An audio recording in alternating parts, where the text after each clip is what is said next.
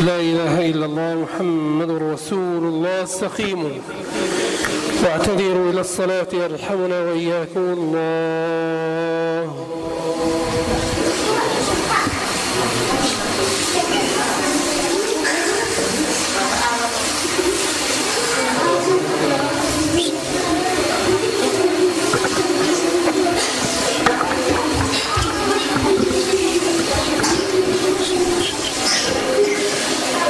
الله أكبر.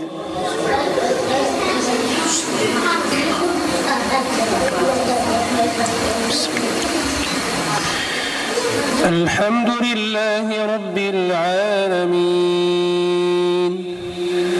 الرحمن الرحيم مالك يوم الدين إياك نعبد وإياك نستعين اهدنا الصراط المستقيم صراط الذين أنعمت عليهم غير المغضوب عليهم ولا الضالين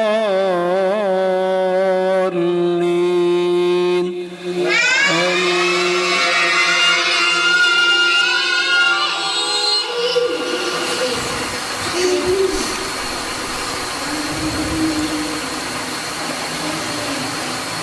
قول معروف ومغفرة خير من صدقة يتبعها أذى والله غني حليم. يا أيها الذين آمنوا لا تبطلوا صدقاتكم بالمن والأذى كالذي ينفق ماله رئاء الناس ولا يؤمن بالله واليوم الآخر فمثله كمثل صفوان عليه تراب فأصابه وابل فتركه صلدا لا يقدرون على شيء مما كسبوا والله لا يهدي القوم الكافرين. ومثل الذين ينفقون أموالهم ابتغاء مرضات الله وتثبيتا من أنفسهم كمثل جنة بربوة أصابها وابل فآتت أكلها ضعفين فإن لم يصبها وابل فطل والله بما تعملون بصير. الله أكبر.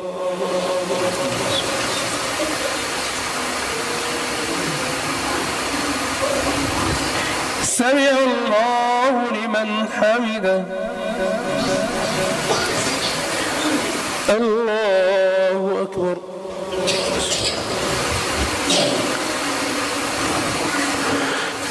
الله أكبر. الله أكبر.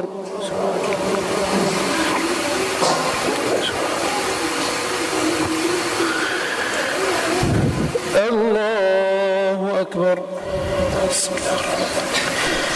الحمد لله رب العالمين الرحمن الرحيم مالك يوم الدين إياك نعبد وإياك نستعين اهدنا الصراط المستقيم صراط الذين أنعمت عليهم غير المغضوب عليهم ولا الضالين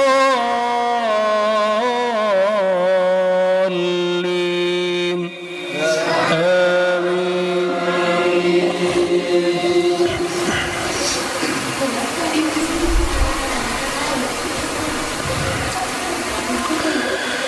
أيود أحدكم أن تكون له جنة من نخيل وأعناب تجري من تحتها الأنهار له فيها من كل الثمرات وأصابه الكبر وله ذرية ضعفاء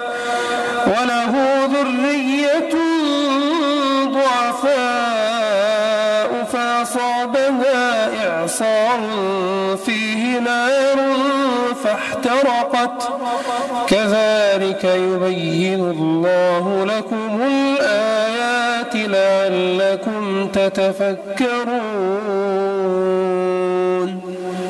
الله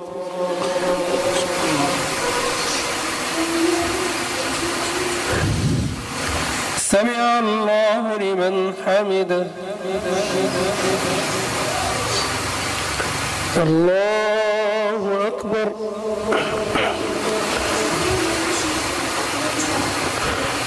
الله أكبر. الله أكبر.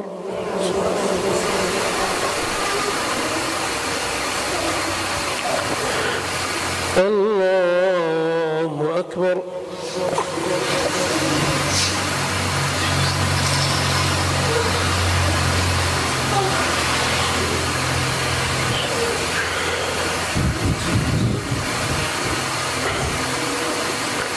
الله أكبر.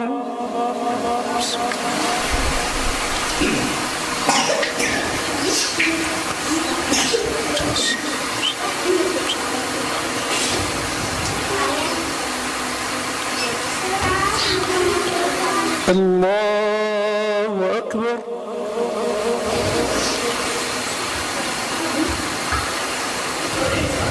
سمع الله لمن حمده. الله أكبر. الله أكبر. الله أكبر.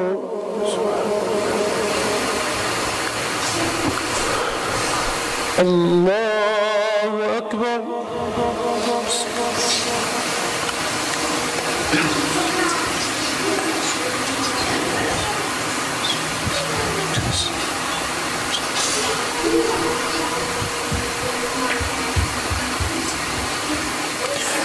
الله أكبر.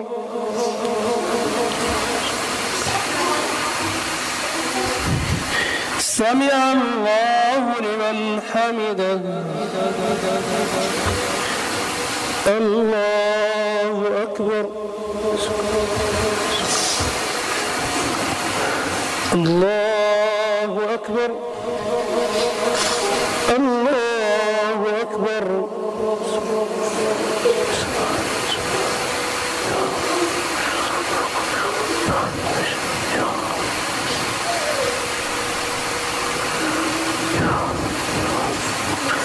الله أكبر.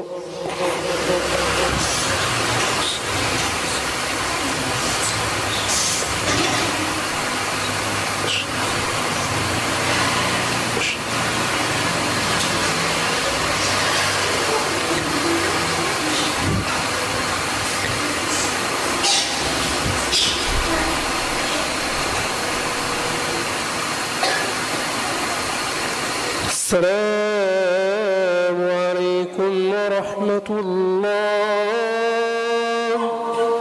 السلام عليكم ورحمة الله.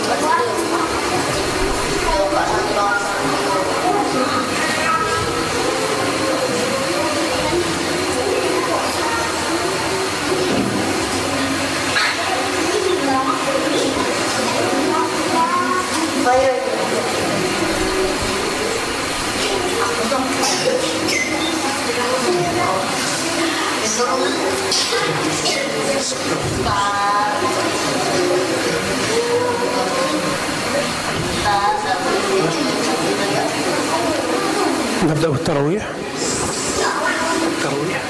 نبدأ خلاص نصلي.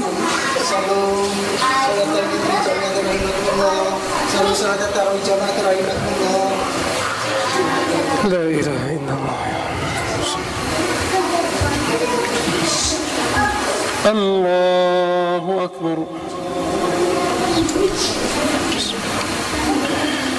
الحمد لله رب العالمين الرحمن الرحيم مالك يوم الدين إياك نعبد وإياك نستعين اهدنا الصراط المستقيم صراط الذين أنعمت عليهم غير المغضوب عليهم ولا الضالين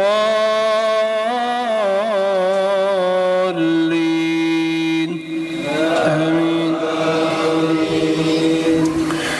يا أيها الذين آمنوا أنفقوا من طيبات ما كسبتم ومما أخرجنا لكم من الأرض ولا تيمموا الخبيث منه تنفقون ولستم بآخذيه إلا أن تغمضوا فيه واعلموا أن الله غني حميد. الله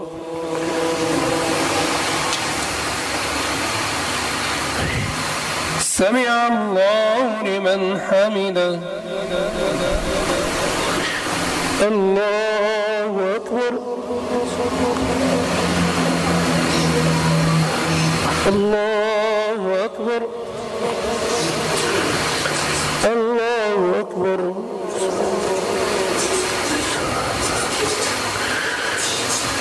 الله أكبر. الحمد لله رب العالمين الرحمن الرحيم مالك يوم الدين إياك نعبد وإياك نستعين اهدنا الصراط المستقيم صراط الذين أنعمت عليهم غير المغضوب عليهم ولا الضالين آمين. الشيطان يعدكم الفقر ويأمركم بالفحشاء والله يعدكم مغفرة منه وفضلا والله واسع عليم.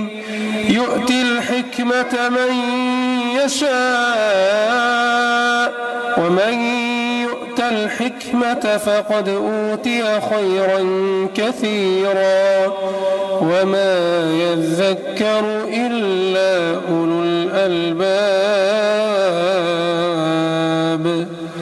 الله أكبر.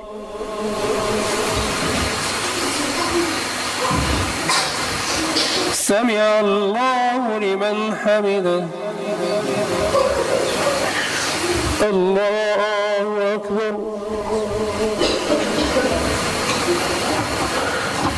الله أكبر. الله أكبر.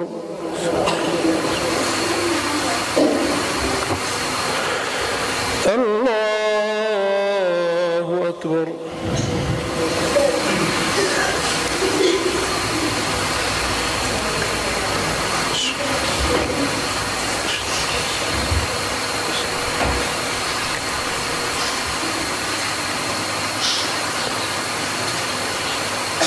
السلام عليكم ورحمة الله.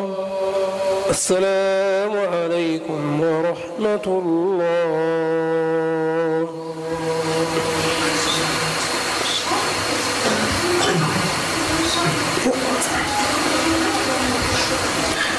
الله أكبر. الحمد لله رب العالمين الرحمن الرحيم مالك يوم الدين إياك نعبد وإياك نستعين اهدنا الصراط المستقيم صراط الذين أنعمت عليهم غير المغضوب عليهم ولا الضالين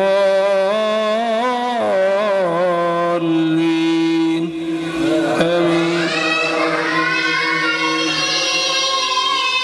وما أنفقتم من نفقة أو نذرتم من نذر فإن الله يعلمه وما للظالمين من أنصار إن تبدوا الصدقات فنعما هي وإن تخفوها وتؤتوها الفقراء فهو خير لكم ويكفر عنكم من سيئاتكم والله بما تعملون خبير.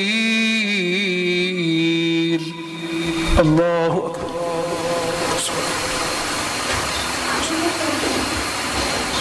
سمع الله لمن حمده. الله أكبر.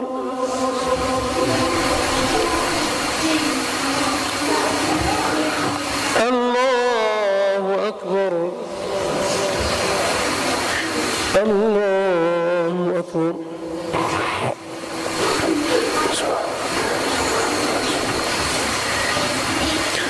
الله أكبر.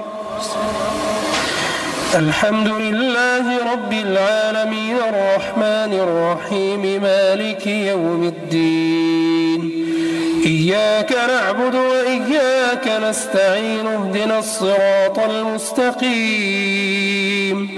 صراط الذين أنعمت عليهم غير المغضوب عليهم ولا الضالين آمين.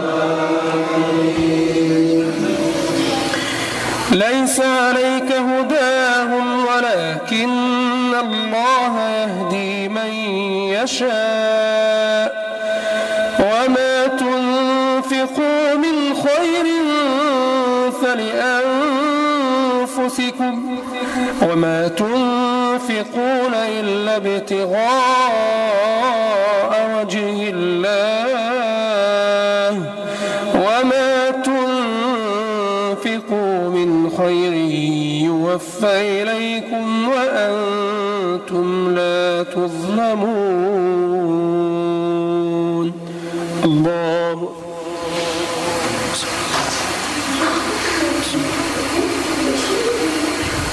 سمع الله لمن حمده. الله أكبر.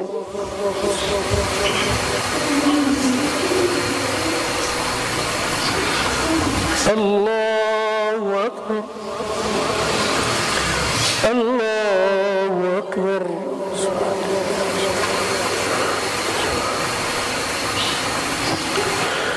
الله أكبر.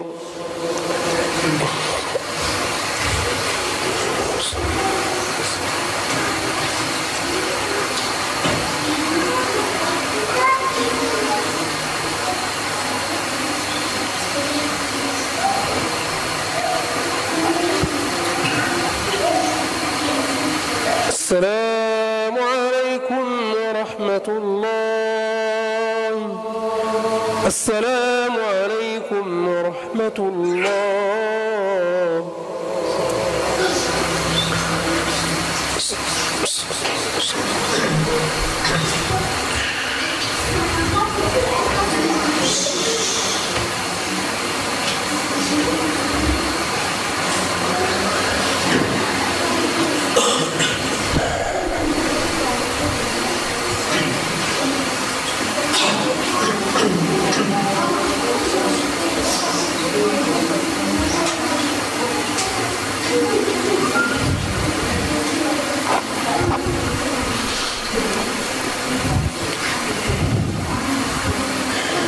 الله أكبر.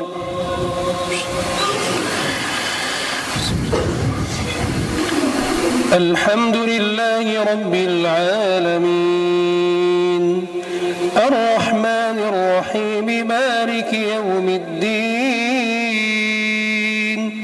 إياك نعبد وإياك نستعين اهدنا الصراط المستقيم صراط الذين أنعمت عليهم غير المغضوب عليهم ولا الضالين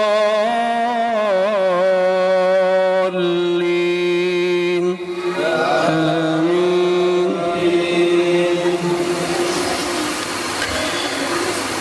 الذين ينفقون أموالهم بالليل والنهار سرا وعلانية فلهم أجرهم عند ربهم ولا خوف عليهم ولا هم يحزنون. الذين يأكلون الربا لا يقومون إلا كما يقوم الذي يتخبطه الشيطان من المس ذلك بأنهم قالوا إنما البيع مثل الربا وأحل الله البيع وحرم الربا فمن جاءه موعظة من ربه فانتهى فله ما سلف وأمره إلى الله ومن عاد فأولئك أصحاب النار هم فيها خالدون. يمحق الله الربا ويربي الصدقات والله لا يحب كل كفار أثيم. الله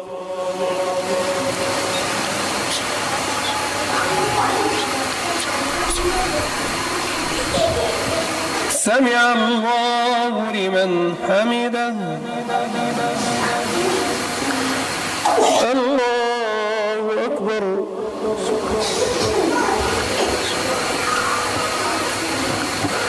الله أكبر. الله أكبر.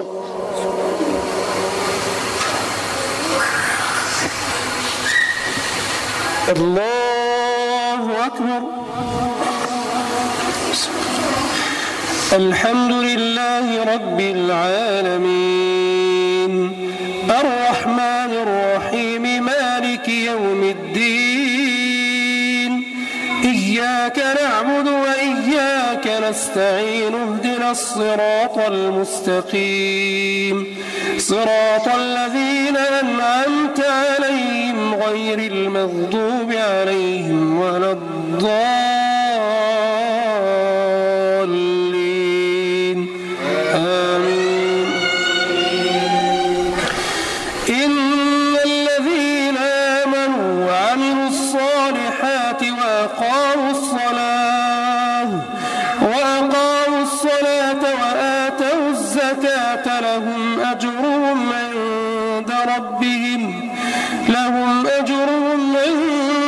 ربهم ولا خوف عليهم ولا هم يحزنون.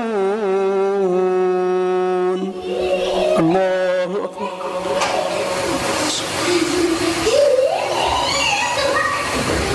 سمع الله لمن حمده.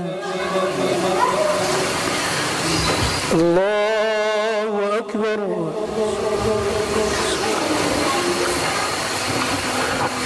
الله أكبر. الله أكبر.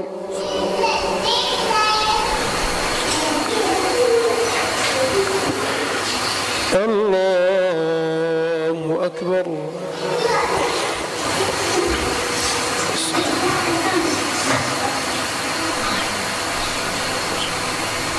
السلام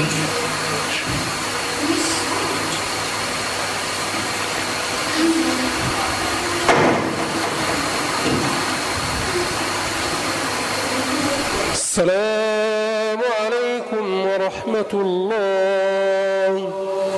السلام عليكم ورحمة الله.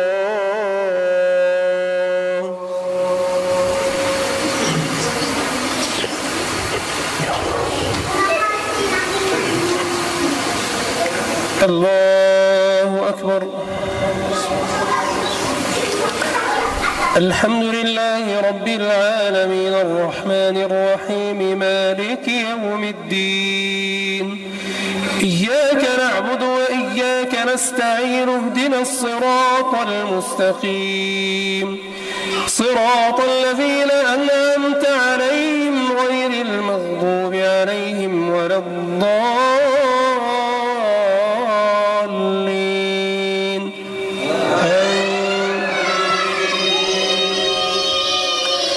يا أيها الذين آمنوا اتقوا الله وذروا ما بقي من الربا إن كنتم مؤمنين فإن لم تفعلوا فأذنوا بحرب من الله ورسوله وإن تبتم فلكم رؤوس أموالكم لا تظلمون ولا تظلمون. الله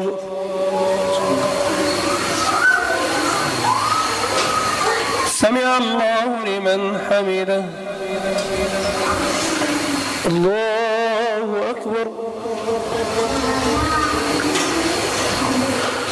الله أكبر. الله أكبر.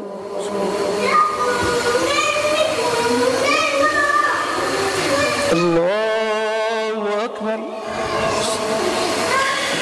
الحمد لله رب العالمين الرحمن الرحيم مالك يوم الدين. إياك نعبد وإياك نستعين اهدنا الصراط المستقيم صراط الذين أنعمت عليهم غير المغضوب عليهم ولا الضالين. آمين.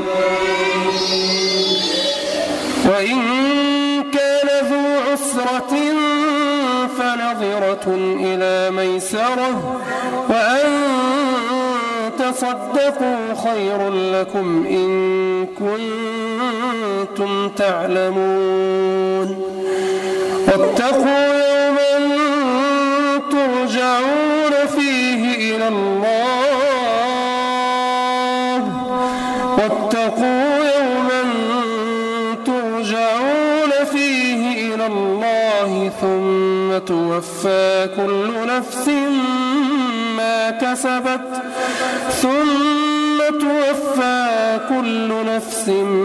ما كسبت وهم لا يظلمون.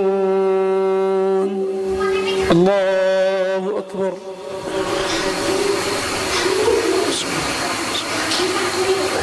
سمع الله لمن حمده. الله أكبر. الله أكبر. الله أكبر.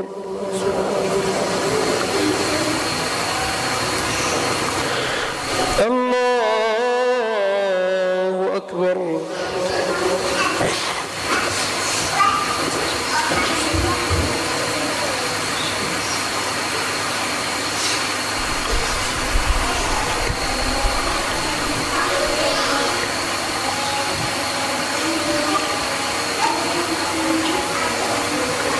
السلام عليكم ورحمة الله. السلام عليكم ورحمة الله.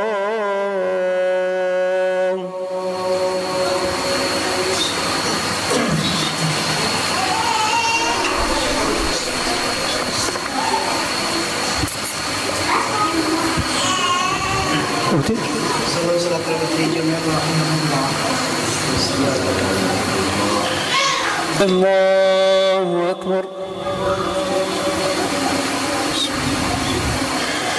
الحمد لله رب العالمين الرحمن الرحيم مالك يوم الدين إياك نعبد وإياك نستعين اهدنا الصراط المستقيم صراط الذين أنعمت عليهم غير المغضوب عليهم ولا الضالين آمين. قد أفلح من تزكى وذكر اسم ربه فصلى بل تؤثرون الحياة الدنيا والآخرة خير وأبقى إن هذا لفي الصحف الأولى صحف إبراهيم وموسى. الله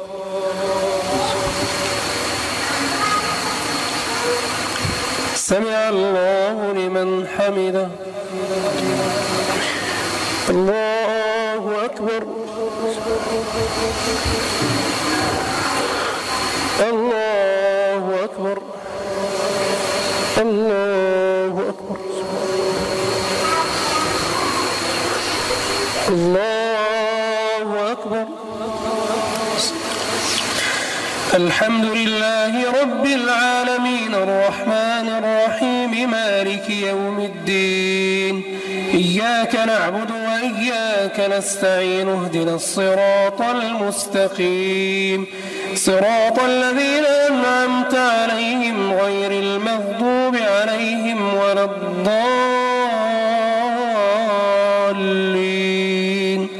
آمين. قل يا أيها الكافرون لا أعبد ما تعبدون ولا أنتم عابدون ما أعبد ولا أنا عابد ما عبدتم ولا أنتم عابدون ما أعبد لكم دينكم ولي دين. الله أكبر.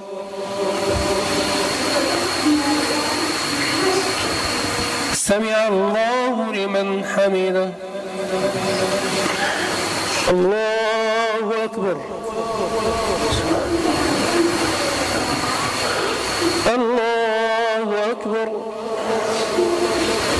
الله أكبر.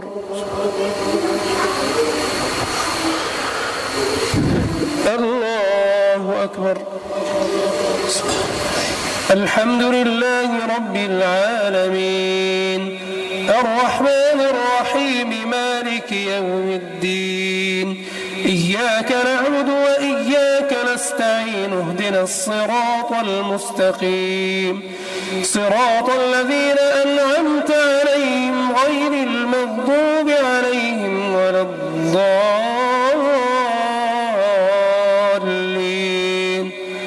آمين.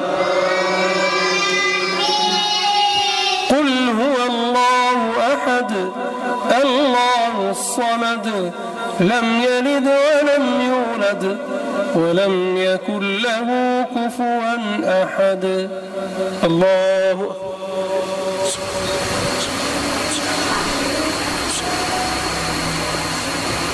سمع الله لمن حمده. الله أكبر.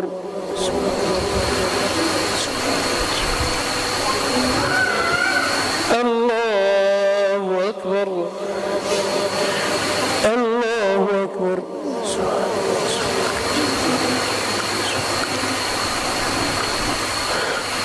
الله أكبر.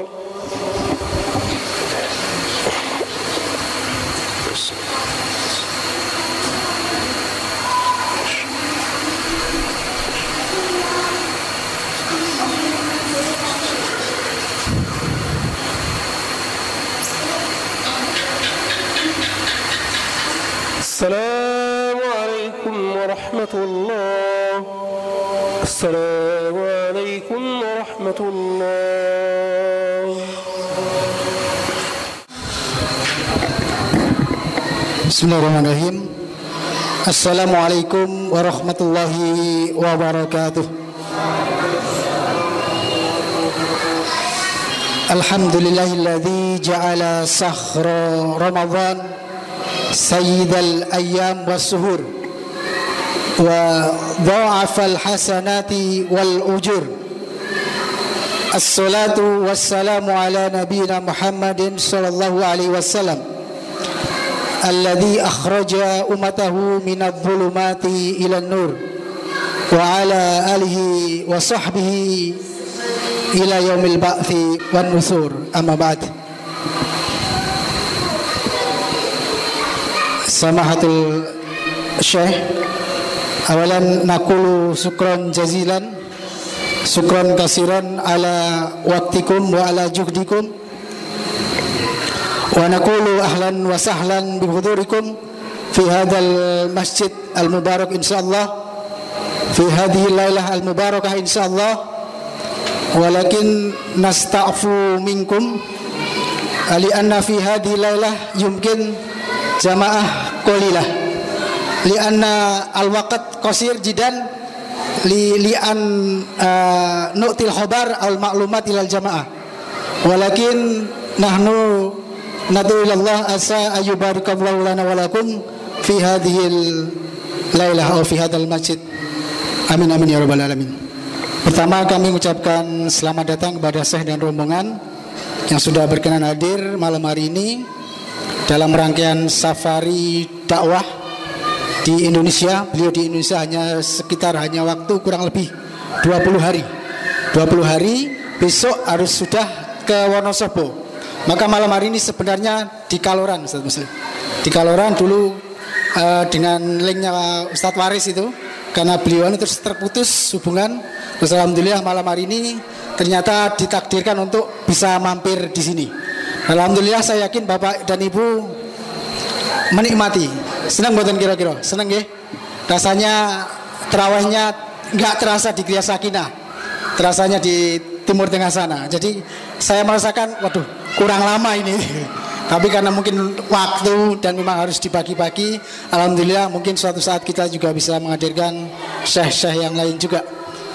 Kemudian kami ucapkan terima kasih kepada tim juga yang sudah hadir malam hari ini.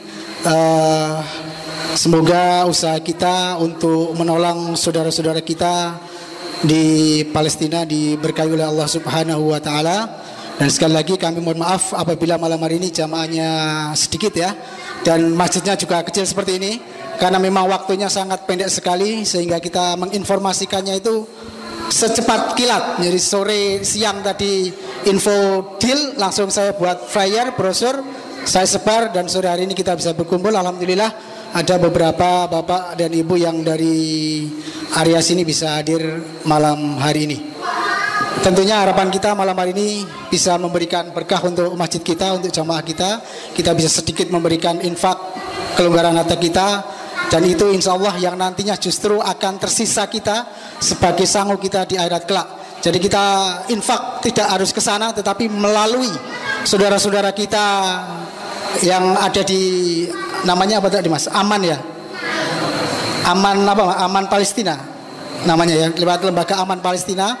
Ini nanti akan disalurkan langsung ke sana. Dan tadi kita juga mendengarkan lantunan ayat yang dibaca dari awal sampai akhir itu adalah Masya Allah tentang sodako semuanya.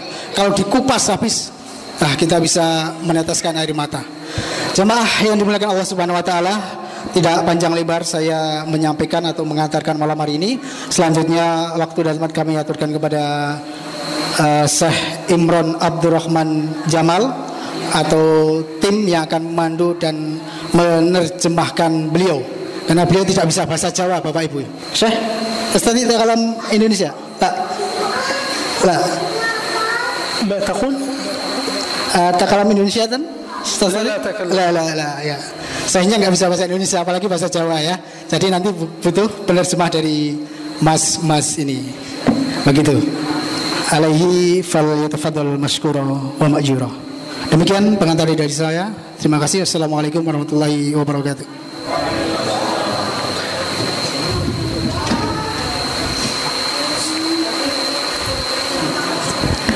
Bismillahirrahmanirrahim. Assalamualaikum warahmatullahi wabarakatuh. Yang kami hormati Bapak-bapak DKM, yang kami muliakan Bapak Ibu jamaah salat Isya dan tarawih yang dimuliakan Allah Subhanahu wa taala. Alhamdulillahirabbil alamin wassalatu wassalamu ala asyrafil anbiya'i wal mursalin wa ala alihi wa ashabihi ajma'in, amma ba'd. Bapak Ibu yang dimuliakan Allah, pertama-tama kami ucapkan terima kasih, jazakumullah khair, karena Bapak Ibu sekalian sudah menerima kami, ya, bahkan menerima Syekh untuk menjadi imam di sini, ya. Semoga ini menjadi keberkahan bagi jamaah sekalian, ya. Semoga menjadi bertambahnya kemakmuran di Masjid Baitus Sakinah, ya, Baitus Sakinah. Bapak Ibu yang dimuliakan Allah Subhanahu wa taala, perkenankan sebelum kita mendengarkan pemaparan, ya, tausiah daripada Syekh Imran, ya. Kami dari Aman Palestina, ya, ingin memulakan, ya, memuqaddimahi. Jadi beliau ini datang ke Indonesia bersama dengan 6 teman beliau yang lain. Jadi beliau ke Indonesia, Bapak Ibu, bertujuh dari Palestina ke Indonesia. Jadi kebetulan kemarin, ya, kami dari tim Aman Palestina yang kebetulan menyambut beliau-beliau ini, ya, sedikit pengetahuan tentang lembaga kami atau yayasan kami. Jadi Yayasan Aman Palestina adalah yayasan yang fokusnya pada sosial dan kemanusiaan, Bapak Ibu, ya. Sosial dan kemanusiaan yang lebih fokusnya lagi adalah membantu saudara-saudara kita di Palestina, ya. Sebagaimana kita tahu bahwasanya sekarang negeri Palestina sedang dijajah oleh Israel, ya. Dan dampak daripada penjajahan itu kita tahu sendiri, ya. Banyak anak-anak yang menjadi yatim piatu, banyak perempuan-perempuan yang menjadi janda, atau mungkin ada laki-laki yang menjadi duda, ya, karena keluarganya, ya, dibunuh dan disandra dan segala macamnya. Maka kami, ya, dari Aman Palestina, fokusnya, ya, selain membantu, fokus kita adalah membantu saudara-saudara kita di Palestina yang terdampak daripada penjajahan itu, ya. Meskipun kami juga membantu saudara-saudara kita di dalam dan di luar negeri. Begitu Bapak Ibu, ya. Alhamdulillah kami sudah berdiri sejak tahun 2004 dan saat ini sudah memiliki lebih dari 20 cabang yang tersebar di Indonesia dan Malaysia. Dan juga kami alhamdulillah satu-satunya lembaga, satu-satunya yayasan yang memiliki kantor cabang di Palestina. Jadi pengurus kami sekarang juga di sana ada orang asli Palestina, gitu. Dan alhamdulillah juga kami sudah mendapatkan lisensi dari Bapak Gubernur Ridwan Kamil, ya. Jadi pada tahun 2019 nanti insya Allah akan kita putarkan videonya. Kita membangun masjid di sana, Bapak Ibu, ya. Membangun masjid yang diarsiteki oleh Bapak Ridwan Kamil. Nah, nanti untuk lebih lanjutnya kami akan putarkan sebuah video, ya, terkait masjid itu. Kemudian yang kedua, kami ingin sampaikan sedikit profil tentang beliau, ya. Beliau nama lengkapnya adalah Syekh Imran Mahmud Abdurrahman Jamal. Beliau salah seorang imam muda, salah seorang ulama muda, ya, di Palestina, hafal Al-Quran. Beliau juga sudah menamatkan S2-nya, ya, di Fakultas Syariah, Fakultas Hukum Islam di Universitas Hebron, ya. Jadi beliau ini tinggalnya di kota Hebron, Bapak Ibu, atau orang-orang Palestina menyebutnya Madinatul Khalil, kota Khalil, gitu, ya. Kalau orang-orang luar Palestina lebih mengenal kota Hebron. Jadi beliau ini, ya, seorang ulama muda, seorang imam muda, dan seorang syekh juga, ya. Jadi beliau menerima setoran juga di masjid di Palestina. Nah, begitu tujuan kedatangan beliau kemari tentunya yang pertama adalah dakwah Islam, yang kedua adalah edukasi terkait kepalestinaan, dan mungkin juga membawa kabar-kabar terkini terkait saudara-saudara kita di Palestina. Begitu, ya, sedikit muqaddimah dari kami. Mungkin untuk selanjutnya tidak berpanjang lebar, kami langsung persilahkan kepada Syekh Imran, falyatafaddal alaihi mashkura. Fadhil. Bismillahirrahmanirrahim. Assalamualaikum warahmatullahi wabarakatuh. Waalaikumsalam. الحمد لله رب العالمين والصلاة والسلام على سيدنا محمد وعلى آله وصحبه أجمعين. أما بعد فإنه يطيب لي اللقاء بكم أيها الإخوة الكرام، أيتها الأخوات الكريمات، وكم يسعدنا وكم يشرفنا أن نكون معكم وبينكم في هذا البيت المبارك بإذن الله عز وجل. Beliau menyampaikan rasa bahagia, rasa terhormat, rasa senang ya karena sudah bisa bersama dengan Bapak Ibu sekalian jamaah Masjid Baitus Sakinah ya. Jadi beliau menyampaikan rasa kegembiraan beliau bahwasanya beliau sudah diterima di sini ya, bahkan menjadi imam, dan beliau menyampaikan ucapan terima kasih. يقول النبي صلى الله عليه وسلم في الحديث الصحيح: لا تشد الرحال إلا إلى 3 مساجد، المسجد الحرام والمسجد النبوي والمسجد الأقصى. أتينا اليوم لنتحدث عن المسجد الأقصى، نتحدث عن قدسية المسجد الأقصى، نتحدث عن فضل المسجد الأقصى، نتحدث عن بركة المسجد الأقصى. كيف لا وقد ذكر الله عز وجل ذلك في كتابه العزيز فقال: التي باركنا فيها، الأرض المقدسة حتى ذكرت في القرآن الكريم في أكثر من موضع.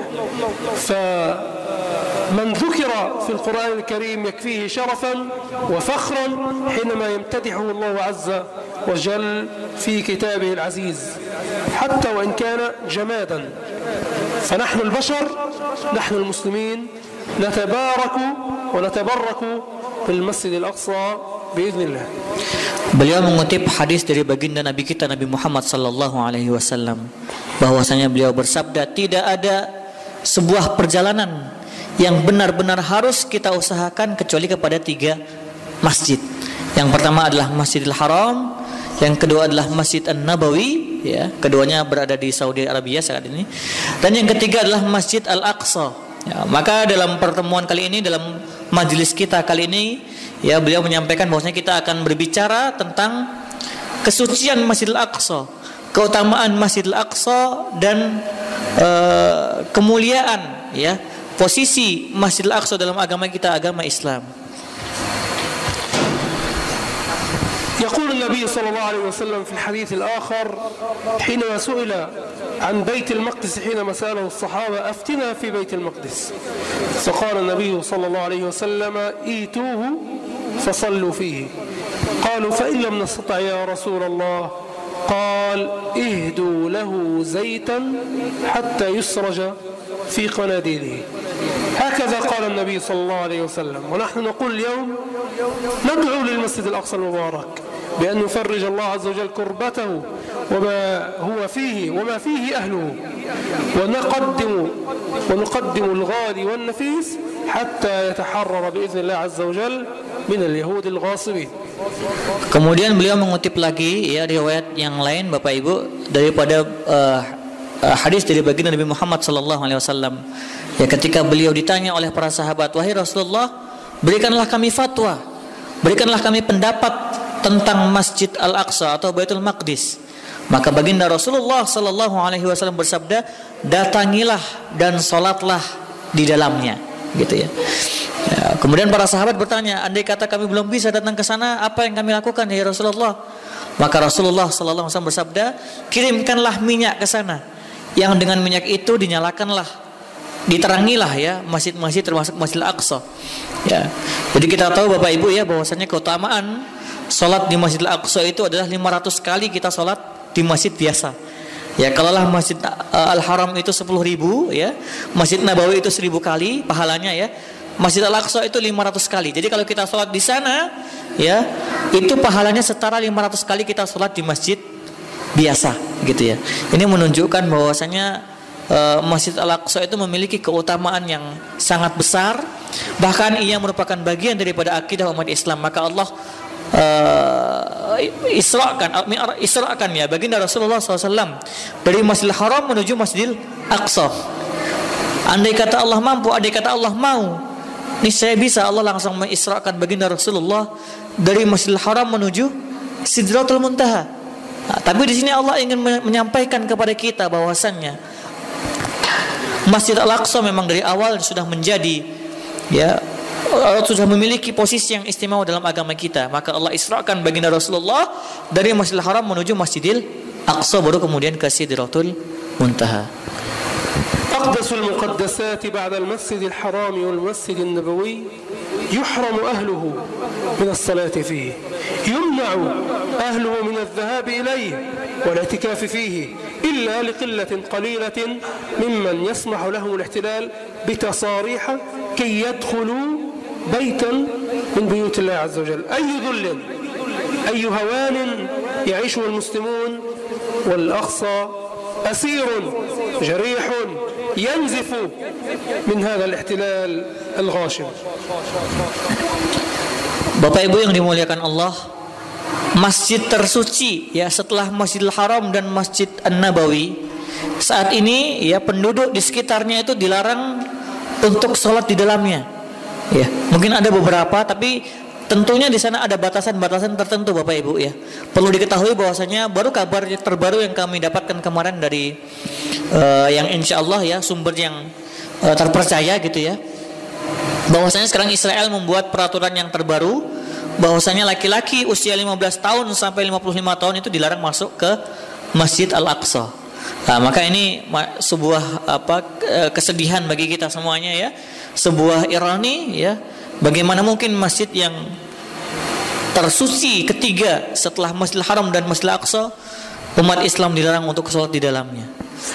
وفي الختام أقول أيها الإخوة الكرام أيتها الأخوات الكريمات، أسأل الله عز وجل الذي جمعنا في هذا المسجد المبارك الطيب بأهله أن يجمعنا في ساحات وباحات المسجد الأقصى المبارك محررين فاتحين مكبرين مهللين، إنه ولي ذلك ومولاه، والحمد لله رب العالمين.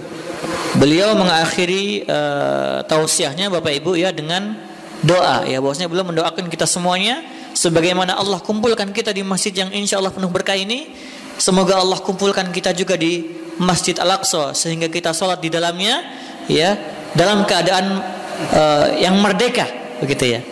Jadi ada salah seorang ulama Bapak Ibu berfatwa bahwasanya kita dilarang untuk sebaiknya kita tidak datang ke Masjid Al-Aqsa untuk saat ini. Karena apa? Karena apabila kita ke sana ya, uang yang masuk itu Bapak Ibu masuknya ke Israel bukan ke Palestina. Karena sekarang juga Masya Allah ya, di sana orang-orang Palestina menggunakan mata uang Israel, shekel ya. Jadi mereka karena belum berdaulat gitu ya, jadi mata uangnya pun masih pakai mata uang Israel. Jadi beliau mendoakan kita agar kita semuanya bisa sholat di sana ya dalam keadaan Palestina sudah merdeka begitu.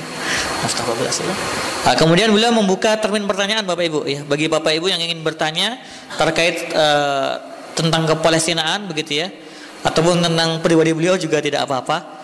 Mungkin ada yang ingin bertanya, dipersilahkan Bapak Ibu. Monggo. Ya.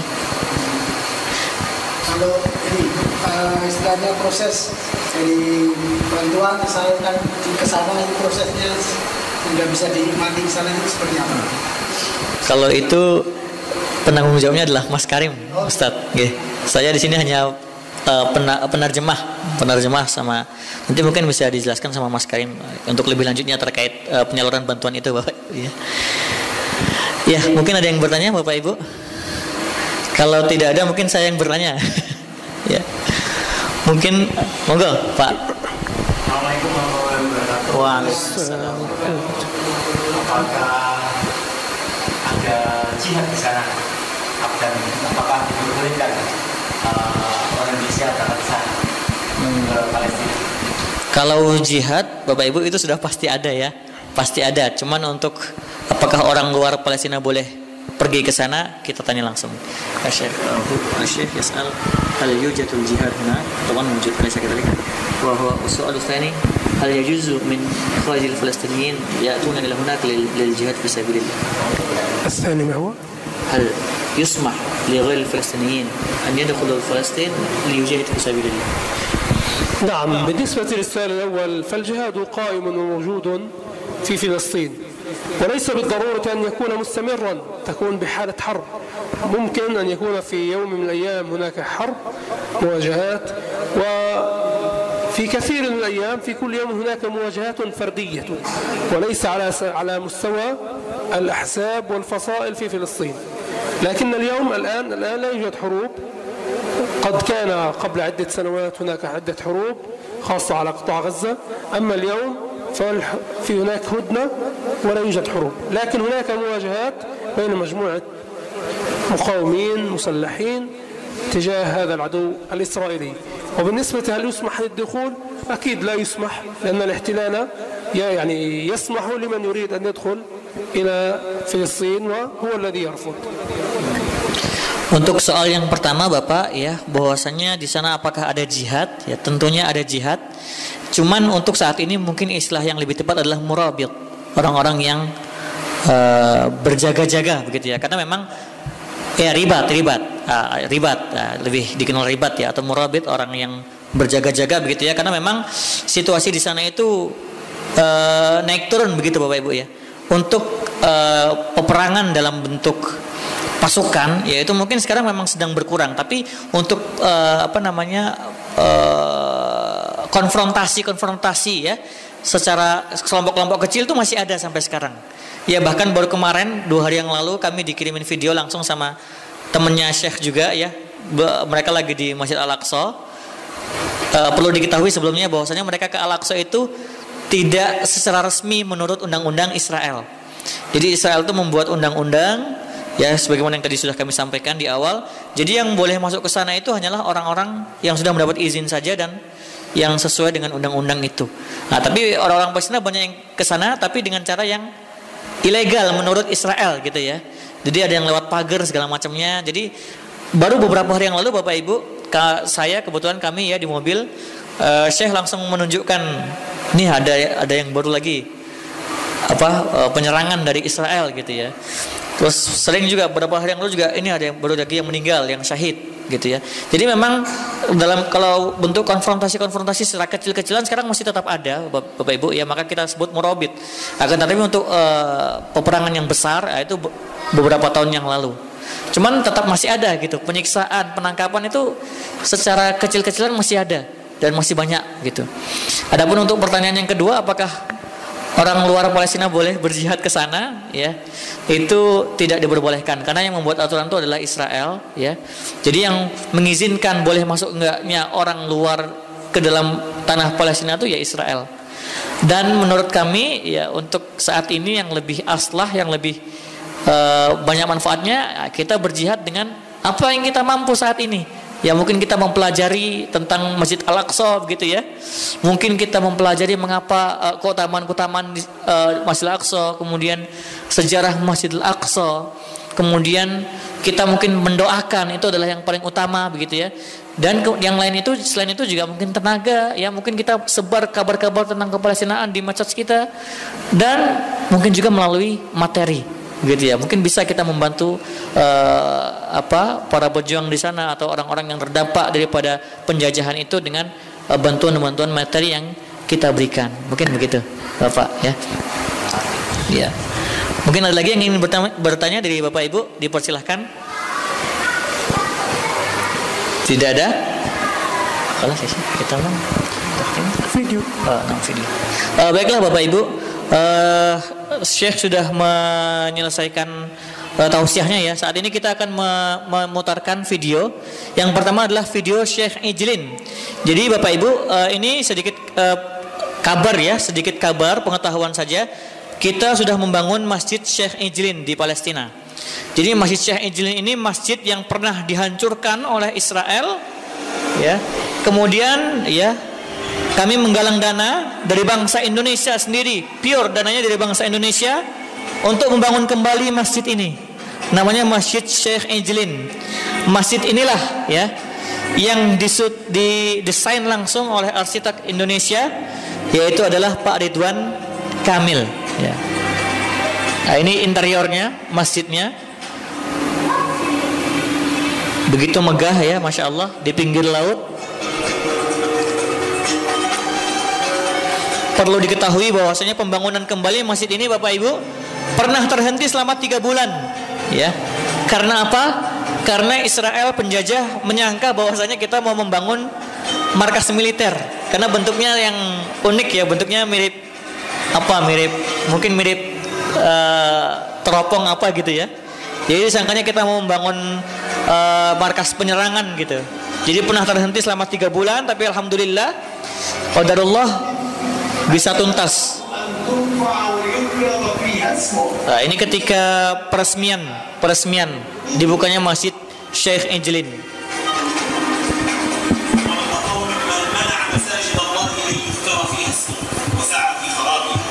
وبالمقابل وبالتضاد ومن أعدل ومن أجمل ومن أحسن من أولئك الذين يهبون أموالهم وأوقاتهم لبيوت الله. رسالة شكر لكل أولئك الذين ساهموا في إعادة بناء هذا المسجد بعد 8 سنوات من القصف الصهيوني له في عام 2014. سنتنا الأولى هي لذلك الرجل الذي تولى جمع المال من أجل إعادة هذا البناء، وهو المهندس رضوان كامل محافظ مدينة جاوا الغربية في إندونيسيا. ونوجه الشكر أيضا لشعبنا في إندونيسيا الذين ساهموا في بناء هذا المسجد. هذا المسجد يليق بهذا الحي وبهذا المكان وبهذا التاريخ.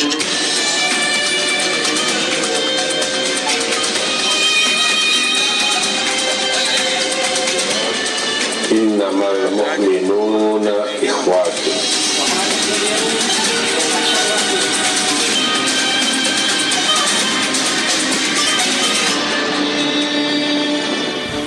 Ya, itulah Masjid Syekh Ijlin Bapak Ibu ya. Itu masjid yang dananya pure dari bangsa Indonesia, bahkan arsitekturnya didesain langsung oleh orang Indonesia asli. Ya, itu video pertama. Kemudian ya, kita tahu bahwasanya saat ini saudara-saudara kita di Palestina memasuki bulan Ramadan ya dengan tidak baik-baik saja. Ya. Maka kita juga tahun lalu mengadakan program penggalangan dana untuk membantu saudara-saudara kita di Palestina, dan ini adalah suasana ya Bapak Ibu Ramadan dan Hari Raya Idul Fitri tahun lalu di Palestina. Ini adalah bentuk bantuan-bantuan yang sudah kita salurkan ke saudara-saudara kita di Palestina. Jadi kita membuat program namanya Ramadan Bersamamu ya. Ramadan Bersamamu ini adalah program yang mana bantuan itu kita salurkan ke saudara-saudara kita di Palestina yang bentuknya macam-macam ya. Ada uang tunai, ada sembako, ada bentuk buka puasa bersama, bahkan ada juga bentuknya baju baru ya untuk saudara-saudara kita di Palestina.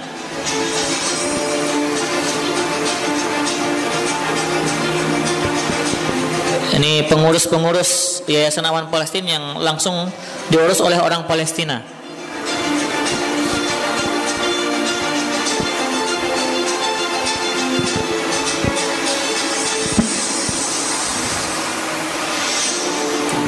Maka tahun ini Bapak Ibu kita juga membuka program ya, namanya sama, Ramadan Bersamamu juga. Akan tetapi manfaat yang akan kita tebar tidak hanya kepada untuk orang Palestina, tapi kepada 7 negara Bapak Ibu ya. Palestina, Syria, Lebanon, Yaman, Turki, Indonesia dan Malaysia. Tahun ini manfaatnya kita sebar juga ke 7 negara itu ya. Dan di antara 7 negara ini ada satu ya yang paling besar program kita, yaitu adalah wakaf masjid, pembangunan masjid di Lebanon, di daerah Beirut, daerah Baqqah namanya ya. Yang mana di situ masjid yang kita bangun itu sekitarnya itu penduduknya berjumlah 10.000 jiwa. Yang mana 3.000-nya merupakan pengungsi dari Syria Bapak Ibu. Ya. Kita tahu bahwasanya kehidupan pengungsi di negara orang itu sangat susah ya. Ada 70 mata pencaharian di Lebanon yang tidak bisa diambil oleh pengungsi Syria. Maka kita jadikan masjid itu sebagai pusat peradaban, pusat pendidikan bagi anak-anak Syria yang terdampak perang di negaranya begitu ya.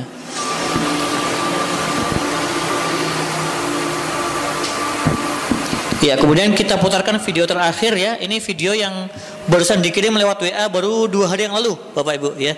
Ini yang temannya Syekh Imran ya. Bahwasanya di sana sedang santai-santai gitu ya di Masjid Al-Aqsa, kemudian diganggu sama Israel.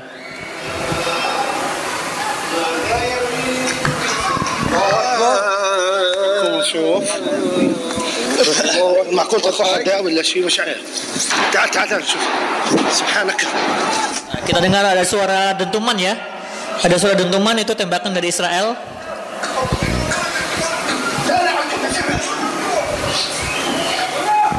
Nah, jadi saat ini yang sedang berlangsung seperti ini Bapak Ibu ya. Tetap ada konfrontasi tapi dalam kelompok-kelompok kecil ya.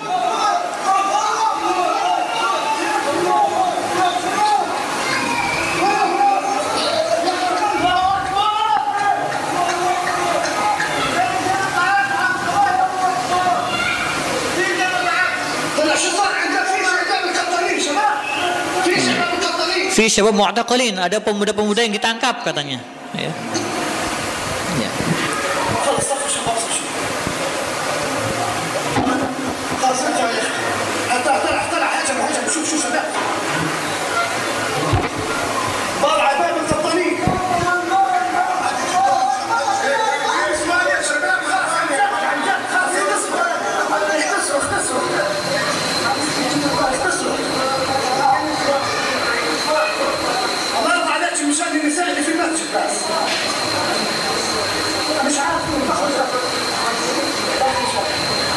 Ya, itu Bapak Ibu ya, beberapa video yang bisa kami tampilkan. Yang jelas saat ini Palestina tidak sedang baik-baik saja ya. Maka sebagaimana tadi yang sudah kita sampaikan Bapak Ibu ya, selain daripada kita mendoakan, mempelajari ya, mungkin dari kita ada yang memiliki materi yang lebih gitu ya, dan berminat untuk membantu saudara-saudara kita di Palestina, silahkan. Insya Allah kami akan sampaikan dan insya Allah kami amanah ya. Baru kami jalan dari awal Ramadan kemarin dari Kuningan. Sepekan setelah itu yang sudah kami kumpulkan langsung kami salurkan ke Palestina sana Bapak Ibu ya. Jadi monggo, kebetulan kami ini ada bagi Bapak Ibu yang ingin berdonasi minimal 1 juta, nanti insya Allah akan mendapatkan merchandise seperti ini. Nanti yang langsung diberikan oleh Syekh begitu ya. Mungkin ada dari Bapak Ibu, langsung kami tawarkan saja ya. Apa ada yang ingin berdonasi minimal 1 juta? Belum ada? Mungkin ingin tawadhu begitu ya. Jadi mungkin nanti setelah ini bagi Bapak Ibu yang berdonasi minimal 1 juta ataupun yang berkomitmen ya, mungkin sekarang sudah memiliki keinginan untuk membantu saudara kita di sana akan tetapi masih belum ada dananya, mungkin bisa menghubungi kami ya. Nanti kami data, kemudian kami serahkan ya shawl ini sebagai bentuk ya, sebagai bentuk kenang-kenangan begitu ya. Dan untuk konfirmasi nanti insya Allah. Mungkin itu Bapak Ibu yang bisa kami sampaikan. Sebelum kami tutup ya, kami ingin menyampaikan kenang-kenangan. Mungkin bisa diwakilkan oleh Bapak Ketua DKM nggih, Ustadz. Bapak Haji Sujino nggih. Mungkin kami mohon untuk maju ke depan untuk menerima sebagai perwakilan nggih, sebagai perwakilan kenang-kenangan akan langsung disampaikan oleh Syekh Imran. Fadhil ya Syekh.